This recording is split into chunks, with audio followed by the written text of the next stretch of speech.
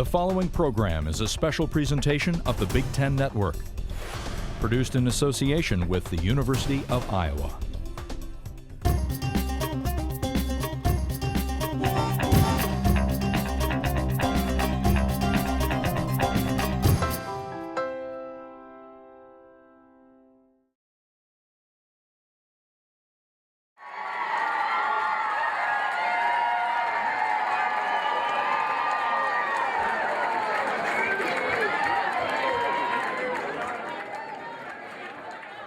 Well, on caucus night, people get up out of their living rooms, they drive down to the local school or to a public building of some type, walk in, and at least this time around, what they probably encountered were huge lines.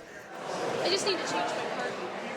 Because they had to sign in, and twice as many Democrats showed up as were predicted, or at least as showed up last time, and the Republicans also had a substantial increase in turnout. Perfect. Perfect. I'm going to have you throw one out.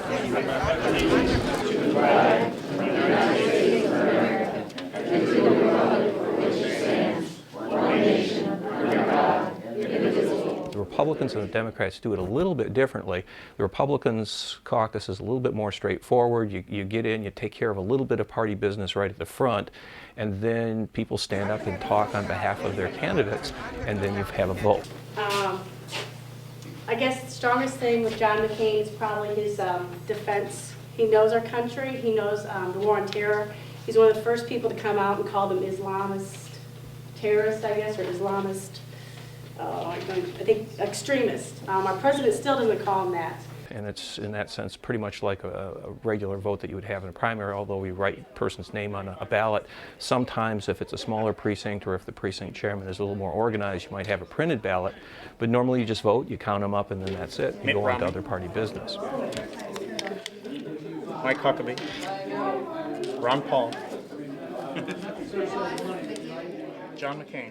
I think it was in '96 was my first one, where it took us 3 hours to finish all of our business.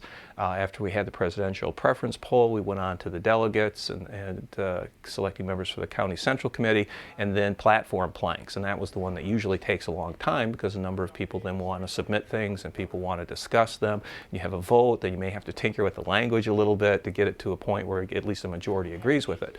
And we went through that this year very, very quickly, and so I was amazed that with the large number of people that we had, we still got through very, very fast.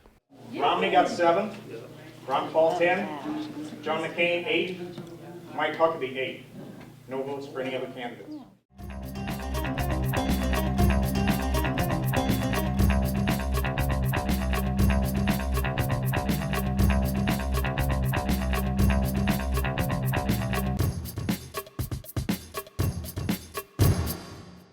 Caucuses are a very long and complicated process where you're going to spend an hour or two on one evening, and there's no absentee balloting, there's no way to record a preference except by coming to the caucus meeting on that night at that time, and if you're not there when you have to be there, then you don't get to participate.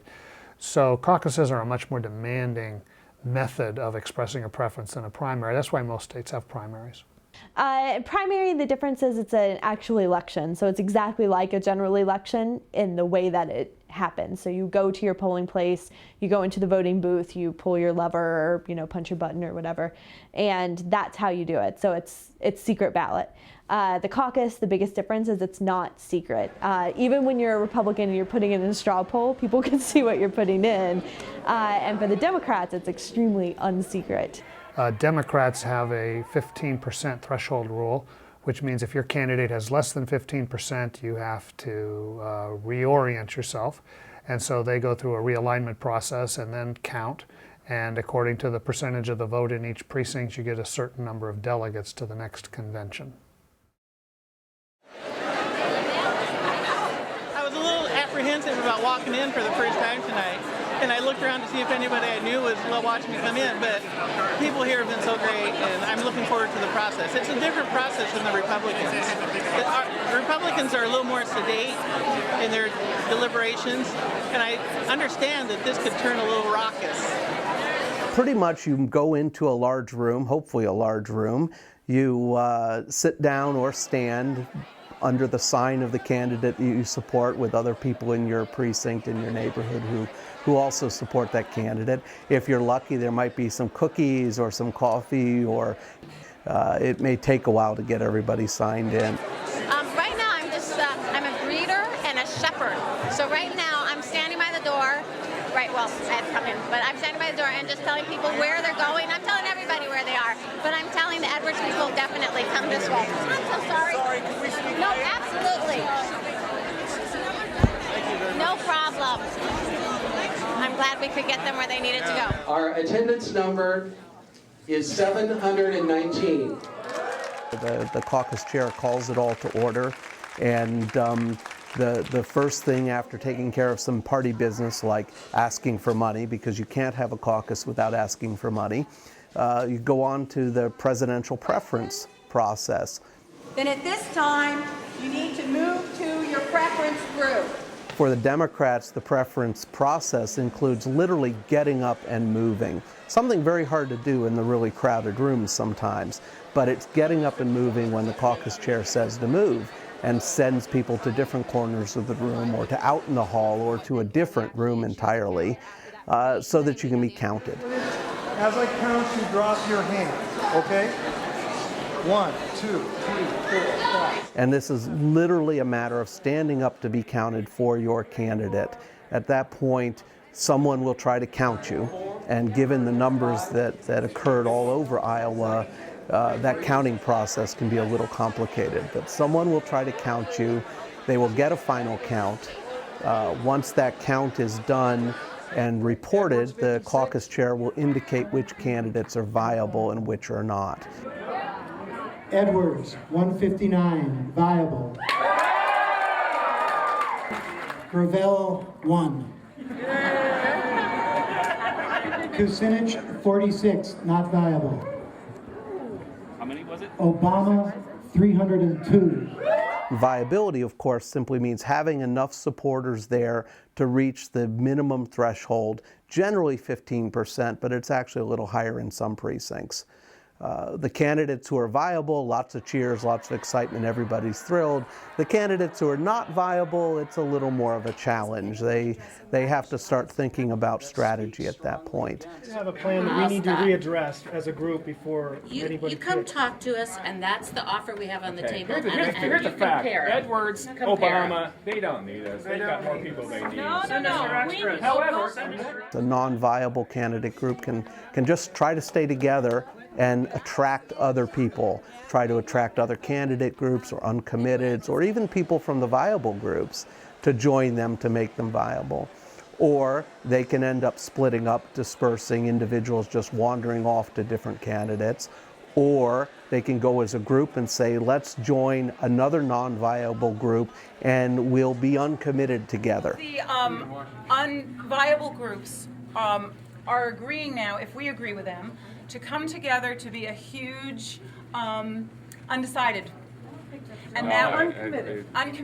I think it's called undecided. Okay. And so if we stand with the undecideds, we'll actually have undecided delegate. We'd love to have you come and join the Richardson people. so let's just do a quick straw poll. We all knew that. I bet a lot of people in this room knew that invading Iraq was a terrible idea. And Obama was the only one who spoke out and said, at some political risk, it said this is a very terrible idea and you can't do this. But the real dynamics, the real interesting part are the people who are wandering around trying to convince you to change your position. As you stand with a non-viable group, you will be the most popular person in the room for a very short period of time as everybody comes by and says, come join us, come join us. You know, you don't want to go there, you want to go here. We're uncommitted right now, but we're going to decide in 3 minutes. Come and join our group. Yeah. Yes. The bottom line, though, is in all this strategizing, all this running around, there's about 30 minutes of time in which people are milling about, trying to decide what they're going to do, eating more sandwiches, eating more cookies, you know, drinking some lemonade or coffee, and generally chaos reigns for a while.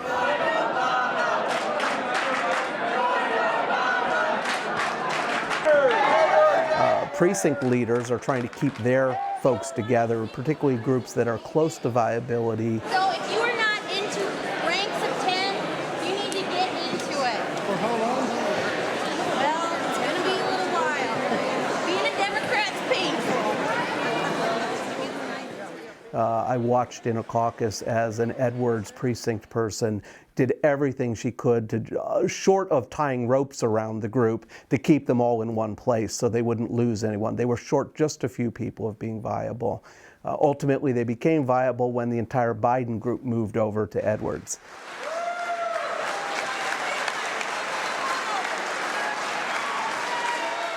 So a lot of this is going on. It takes about half an hour, at which point the chair will say, the realignment's over, what's your count? We don't have the number yet. There's 26 percent. I was told that they might need one more, and I was willing to change from Obama. I need your attention. It's almost 8 I think we're o'clock. teetering on the edge. So I- 1 second, Hillary. I know. That's what I'm going to. Okay. We need reports. If there are any non-viable groups left at that point, those groups must disperse. It's over for them. Only the viable groups get to continue. And folks from those non-viable groups might go home. They might literally just leave, or they might disperse into other groups. But the bottom line is that you get a final count. You know how many are supporting each candidate. Each remaining candidate is viable, and the caucus chair then does the math calculation with precinct leaders for each candidate looking over his or her shoulder to make sure it's done right, and awards the delegates. And Clinton 57. Edwards 169. Obama, 177. Congratulations for pulling this off.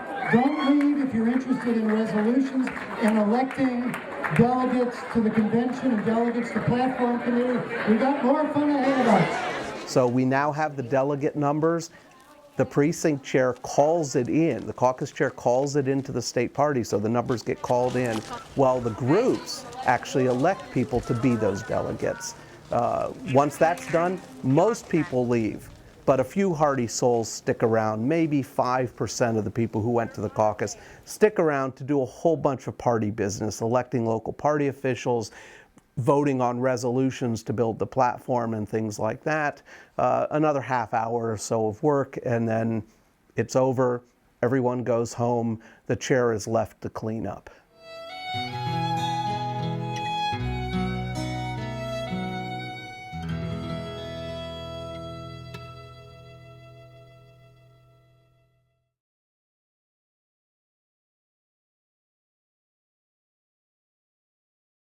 So it's not until 1972 when all of the energy is devoted to getting the voters to be involved and express a popular preference rather than a party preference that Iowa is discovered as being the first state with a popular expression of preference, and so Iowa now gets all the attention.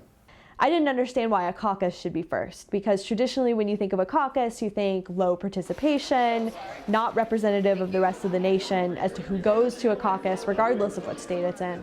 And then you put it in Iowa, which is lily white and Midwestern, and you know that it just maybe wasn't the most representative. And at least that's what I thought before I got here. But having watched the process, I think the people of Iowa take it very, very seriously. It's part of a four-stage process: precinct caucuses, county conventions, district conventions, and a state convention, all of which eventually lead to electing delegates to the national convention. Well, in order to do that, you need time in between each event. And the party rules in the Democratic Party changed after 1968 to increase the amount of time required. By accident, that pushed Iowa early.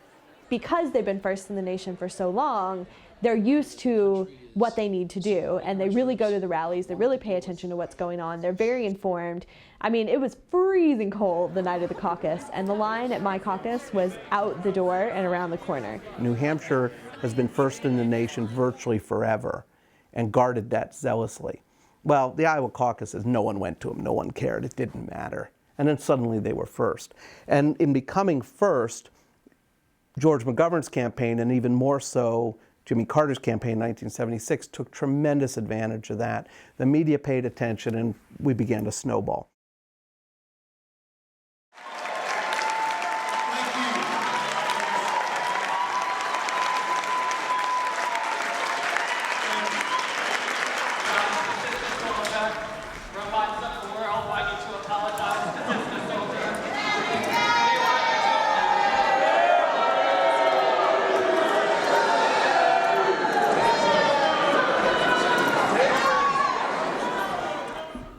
You need to find more environmentally responsible ways to protest than throwing graffiti.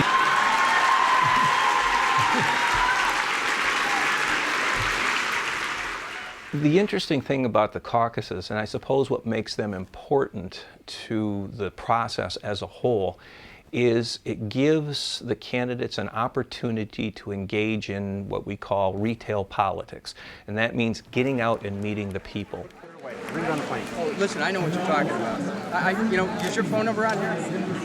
Put your phone number, I'll call you.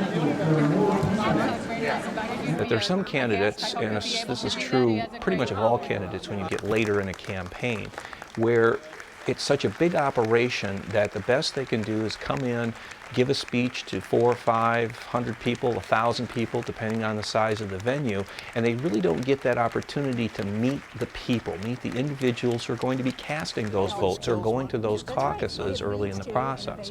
And so this gives them that opportunity to do that and to find out, well, what's on people's minds. I mean, what do you want to know about? What issues are important to you? Was to suggest that we help our science and math by not neglecting the arts in the elementary school because of creativity and innovation. Art in the schools. Yes, that this is a big federal effort. I will do that. You can have these polls, you can have all this thing and another thing, but you don't hear those stories from individual people, whether it's something that was a terrible kind of story or something that's inspirational, whatever it happens to be, that you want to hear that from those people. 4 weeks later, I got the birthday card back in the mail, marked return to sender, casualty department, U.S. Army. Yet another reminder that he was gone. I took that card and I went to the store and I bought 2 helium balloons. I drove to his grave. I sat beside him. I attached that card to the balloons. I let it go. I watched it drift up into the sky and off on the breeze. We're gonna bring him home. We'll bring them all home.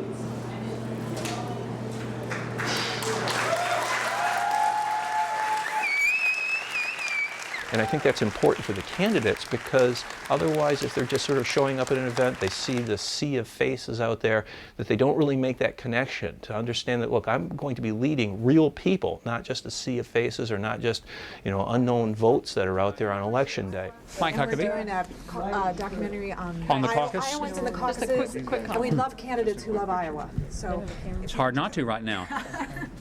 can you just tell us a little about your experience in Iowa? I think the Iowa caucuses are very important because it means that people like me who don't have the funding of some of the others still can be competitive. If we lose that, we don't just lose the Iowa caucus, we lose the potential of the presidency, of being a people's presidency, and it becoming a plutocracy. It'd be the worst thing that ever happened. And to have to become president, you should earn it, not buy it. And one of the reasons that this is such an important part of the path to the presidency is that in Iowa, they're just not that impressed because you have money. They want to know, what are your ideas? And I really think the country's interests are involved in preserving the caucus. Thank you. Why is Iowa important? Iowa is important primarily because it's first. Whoever was first would have this attention because it is the very first time that voters get to weigh in on the candidates. And in this day and age of the permanent campaign, of large, huge, frankly, fundraising efforts, of a tremendous media and consultant-driven campaigns, the media is going to pay attention to where the first votes get cast, no matter where they are. I can hear you. Can you hear me? And why can't you hear me? Yes. Is Romney set up or not? Ask if Romney is set up. Is Romney set?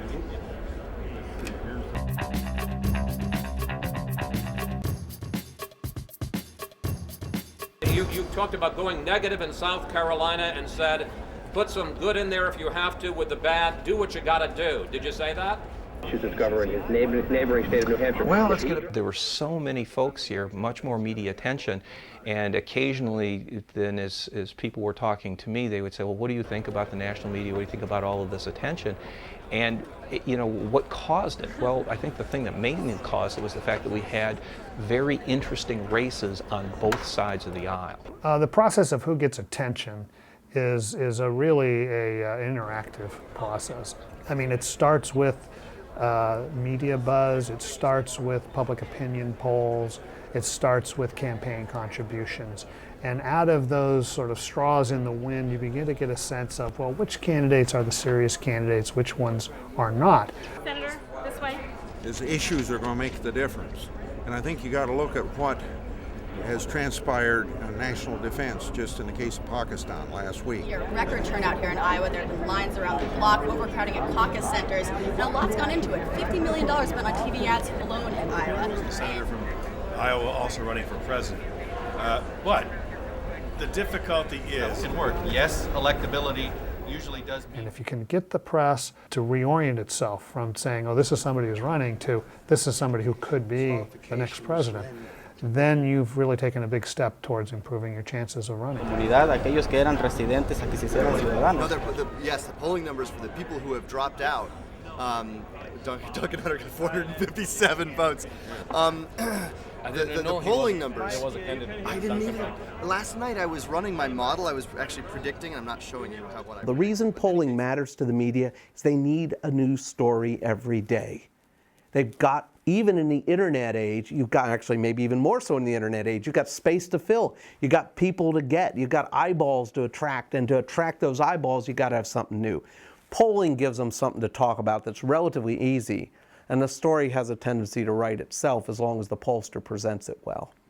I don't know. I mean, the polls haven't been particularly accurate this time around, and I don't know that they were so inaccurate here in Iowa. I mean, they were actually pretty dead on in that it showed that it was pretty dead on. I mean, that particularly the Democrats were so tight together, it was really hard to predict who was going to win. In fact, that's what happened. But they've been so bad otherwise, particularly in New Hampshire, they were really bad, and then some other places. And I think this year they just didn't estimate how many young people would come out and kind of different types of people that would come out. And so their sample was just flawed in who they were getting. And I mean, it's really hard to sample, and particularly here in Iowa, it's hard to sample caucus goers because it's hard to figure out who's going to actually go. And most of the time they're doing the sampling based on who went in the past. And so if people didn't participate in the past, you don't know to go ask them. And so the fact that the polls jump all over the place in the Iowa caucuses isn't because the pollsters do a bad job. It's because the key question, are you going to caucus, is virtually impossible for people to answer before the caucuses.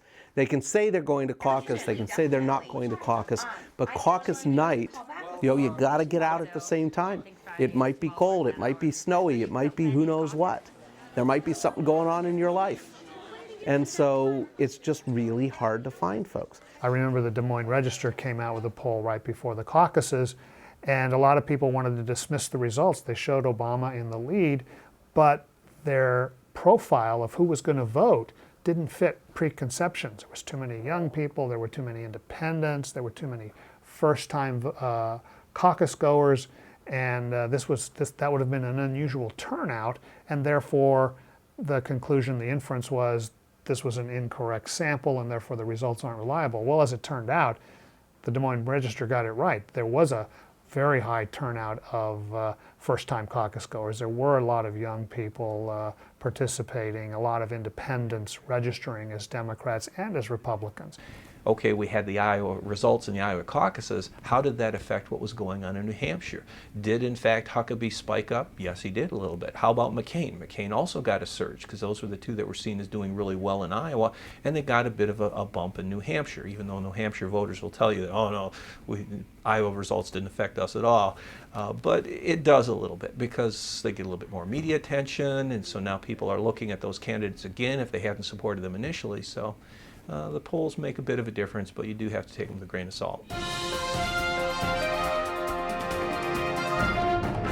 Aside from enjoying everything on a stick at the Iowa Fair, which is always a great joy here, the thing I think I've carried away the most is I love the independence and the notion that Iowans, I think this time, but historically as well, make up their own minds. I mean, they're being told all the time by people who spend here deciding what you're going to do on a caucus night, and you have proven over and over and over again, you make up your own minds, and that's a good thing for America. Thank you. Governor? Well, I've studied the history of the Iowa caucuses. What I like best about Iowans is you like underdogs. And so if we're talking about a debate, and you're listening to all these candidates speak, then you might listen to them unfiltered, speaking for themselves, and go, gosh, I really don't think that's my guy. I mean, if you go back to 2000, the famous Size by Al Gore, off screen, he's not even in the picture, but George Bush is answering a question and Al Gore's going, and that really hurt him because it gave an impression of who he was to the voters that was hard to overturn. You can't with an ad undo the impression that you make with that. And in the same way, in a debate, it's uncontrolled. With relatively little foreign policy experience of your own, how will you rely on so many Clinton advisors and still deliver the kind of break from the past that you're promising voters? Well, I am... I want to hear that. Well, Hillary, I'm looking forward to you advising me as well.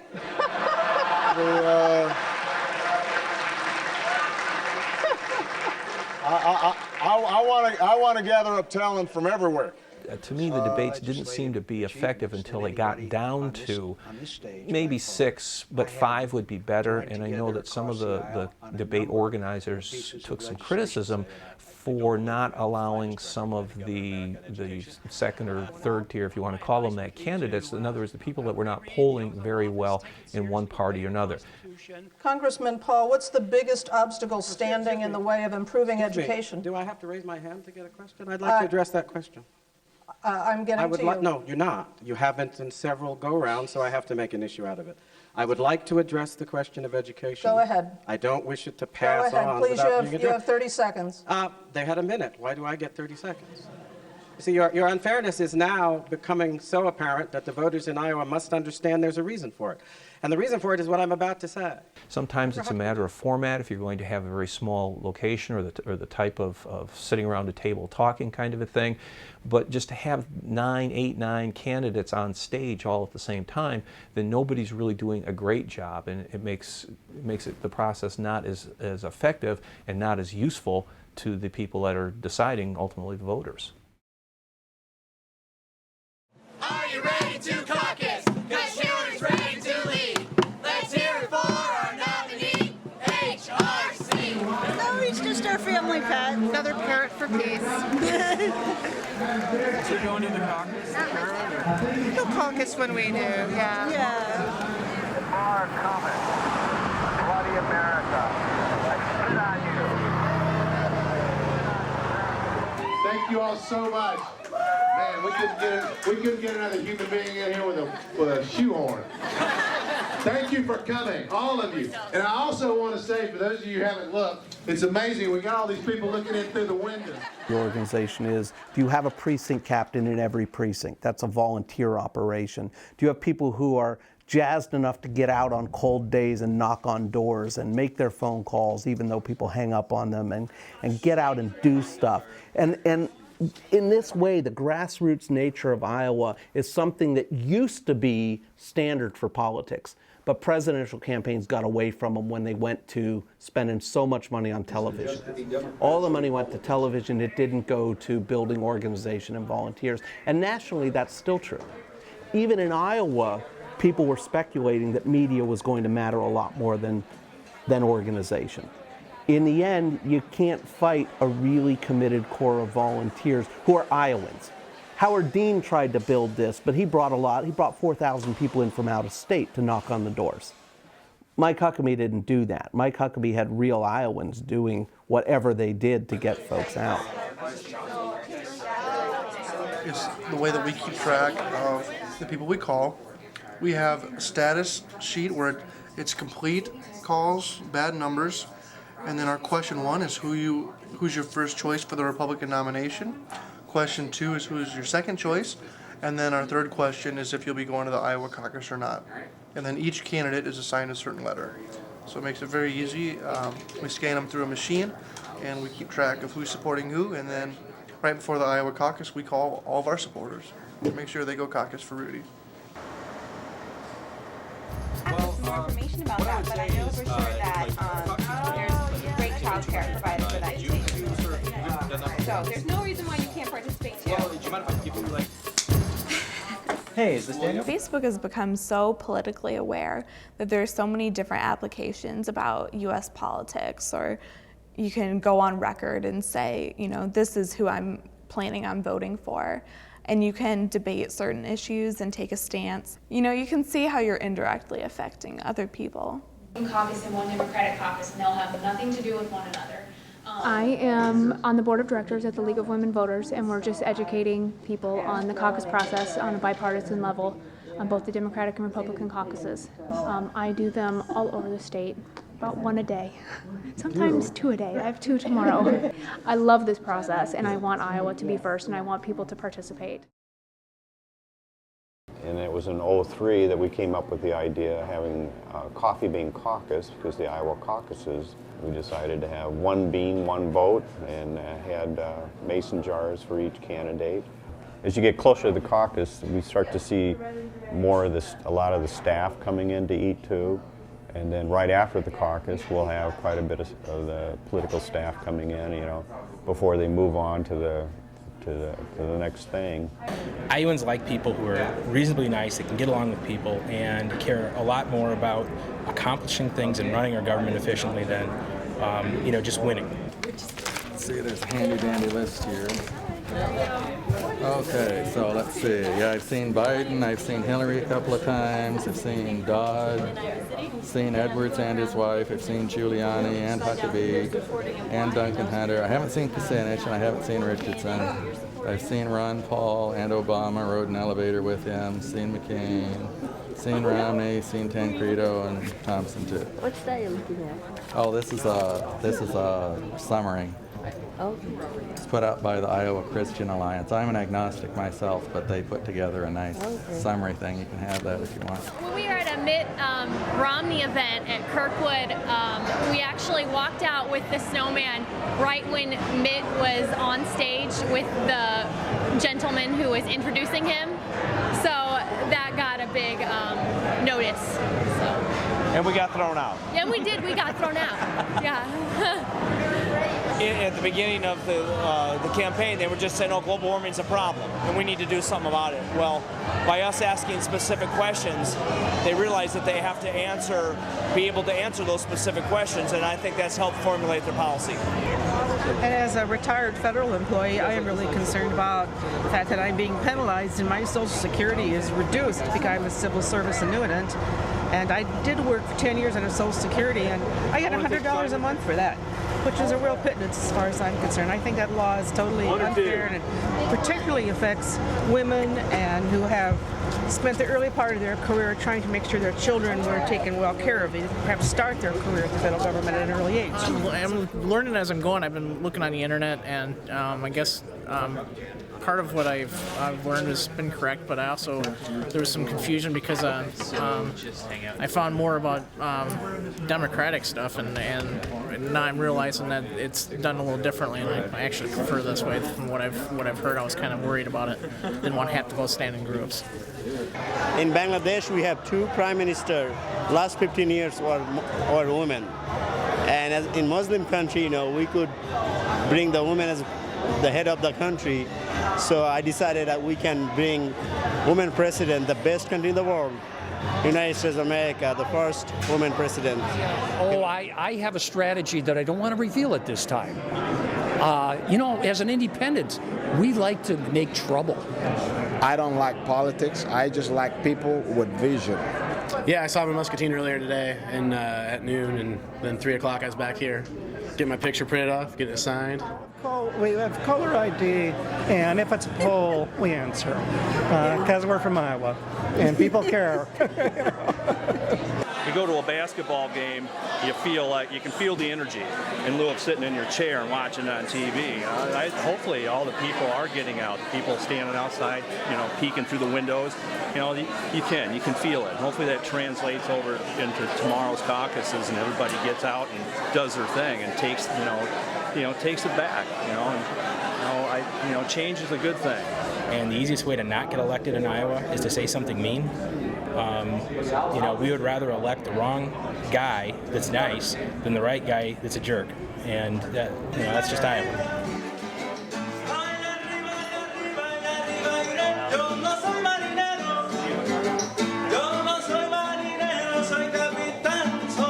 do something. I want to take care of this community. I want to go house by house with the people I know and talking about Bill Richardson and telling the people why I like him. This is what I'm doing. This is what I'm doing. I think it's working. Now, today, the people came. Latinos came here. And it looked like the old-timers are here early because they knew what was going on. And out in the hallway there's probably another couple thousand people trying to get in here.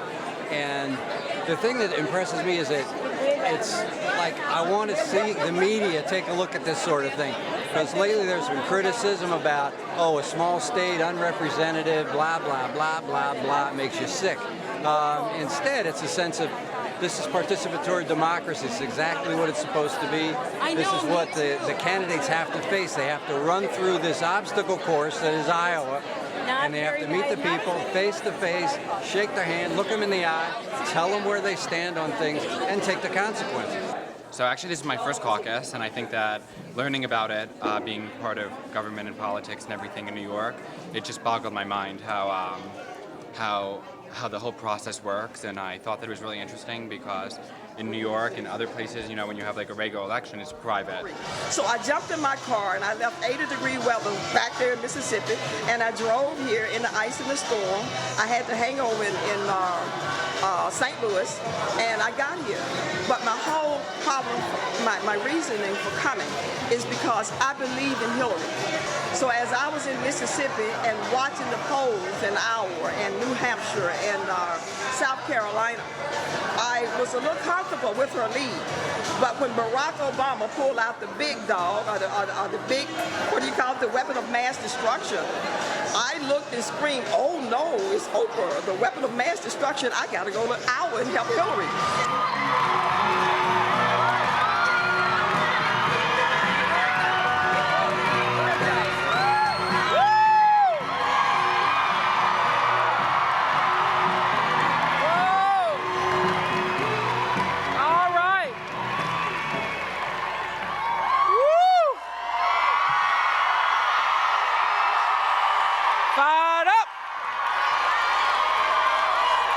We're fired up.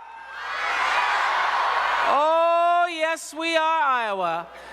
We need some fire in Iowa tonight. There's really not a lot of differences between women who participate in the caucus and men who participate in the caucus, which is really unusual because if you take the mass that could participate in any election, women vote at the same rate, but they tend to do things like wear buttons or put bumper stickers on their car or kind of proselytize to other people about candidates at different rates, at kind of lesser rates. Michael Moore and Paul Krugman also are not allowed to endorse a particular candidate, but they've also consistently gone for Edwards. So Michael Moore is not allowed to endorse a candidate? Well, he in his letter today said, I'm not endorsing a candidate. Oh, he's allowed to. He just didn't endorse a candidate. Well, then he fairly clearly endorsed Edwards in his letter today. Well, why didn't he endorse Edwards? Same reason as Krugman, that they No, Krugman works for the New York Times. Michael Moore works for Michael Moore. Okay, well then they're both endorsing Edwards, for God's sake. I'd like to say something about Obama and health care.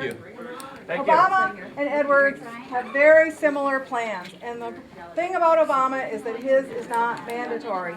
The reason it is not mandatory is so that people who cannot afford it will not be forced to pay for something that they cannot afford. That is the main difference. No. That's why we like Kucinich. That's why we want to say. Yeah, it is mandatory. Yeah. So can opt out of the plan and then increase the pricing for all the rest of us that do the right thing and pay for it.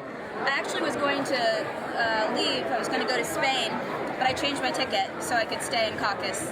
It's just tremendously important, and my vote here is worth, I don't know, 200 in any other state. Or I lived in Boston for a while, where as a Democrat my vote meant nothing really. So it's nice to have some serious influence over this.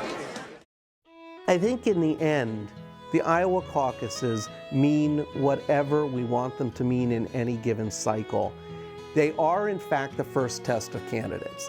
But for the most part, political scientists have a hard time proving statistically that Iowa matters.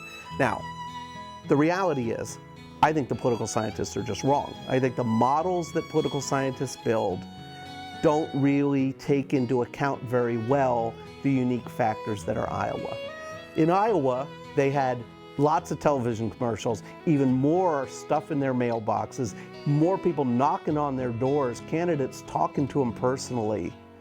And so they have a huge amount of information to work from. The result is they have a very different view on the campaign than national voters who haven't yet had a campaign to respond to. So it isn't that Iowans are brilliant in some ways, although maybe they are. What it really is that Iowans have this opportunity, and through years of experience, they take it very seriously. Okay, these are the numbers. Obama, 384.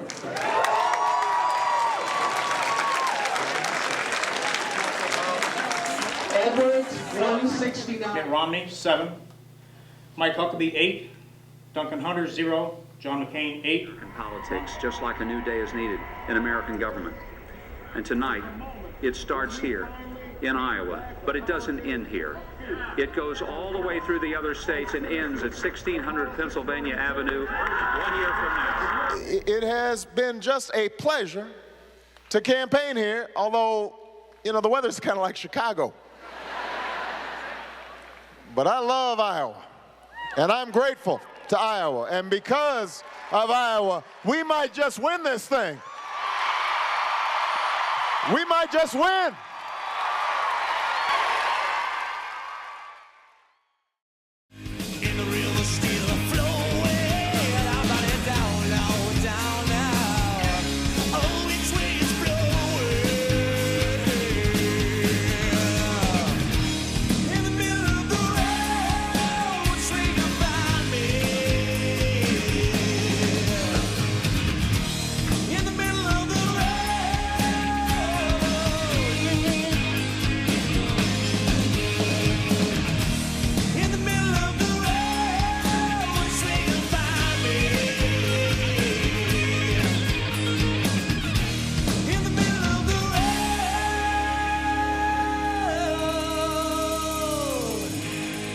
I believe is hand-to-hand grassroots democracy.